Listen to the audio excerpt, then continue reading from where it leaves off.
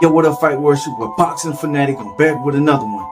Canelo Alvarez is discussing a 2-fight deal that he signed with PBC, which was a 3-fight deal that was 2 fights left on his contract to fight Jaime Munguia. But since the split wasn't right, he left to go sign a contract with the Zone to fight Jaime Munguia and Edgar Berlanga. That's yet have been signed. So discussions are still on. This is what we're going to be talking about. Let's get to the video. 1 2 1 2 1 2. So, I guess for some odd reason, I did a previous video about this, about Canelo Alvarez not making up his mind if he was going to fight his mandatory, which was David Benavidez. And he still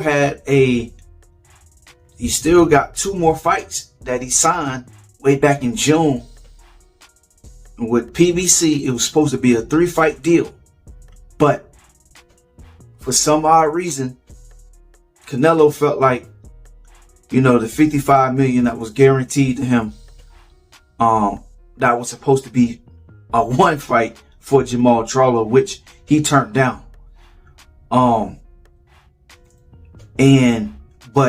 the only way he would be able to get that $55 million, he had to fight David Benavidez come September. But now he left and went to the Zone, and Eddie Hearns and Oscar De La Hoya, for some odd reason, that they not on the same page and that split wasn't right. So now he's back discussing, I guess, the contract that he signed way back in June with PBC. PBC said they'll try to make that fight come Cinco de Mayo, May 4th, for him to fight Jaime Munguia. They could make that fight with him, for him. They don't mind,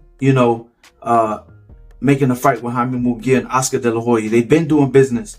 Al Heyman been doing business. You look at the Ryan Garcia and Gervonta Tank Davis fight, that was just previous, and they was able to make that fight. So Al Heyman was been doing, making fights with Oscar De La Hoya.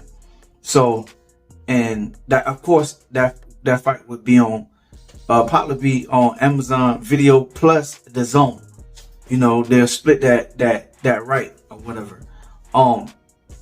Let's just hope that Canelo Alvarez can decide on who he's going to fight, because Terence Crawford calling him out, David Morrell calling him out, David Benavidez calling him out, and at one point in time it was Dimitri Bivol. He said he'll come down and face Canelo Alvarez for his undisputed titles when he was with the Zone, and Canelo Alvarez didn't take that fight. He was being cornered. So that's why he ended up leaving, at my honest opinion, that's why he ended up leaving the Zone, because Dimitri Bivol said that he'll come down to face Canelo Alvarez, but Canelo said he'll fight him at 175, which he hit that roadblock, and we seen what happened when he fought Dimitri Bivol. And I think if he was to fight David Benavidez, that would be the same kind of whooping, if you know what I'm talking about. Well, probably even worse. It'll be a good fight until David Benavidez start to absorb his punches like a sponge, and once his body become numb to him, then he go to walking through you. Man, I just know that would be a great fight, even with Terence Crawford and Canelo Alvarez. That would be another great fight.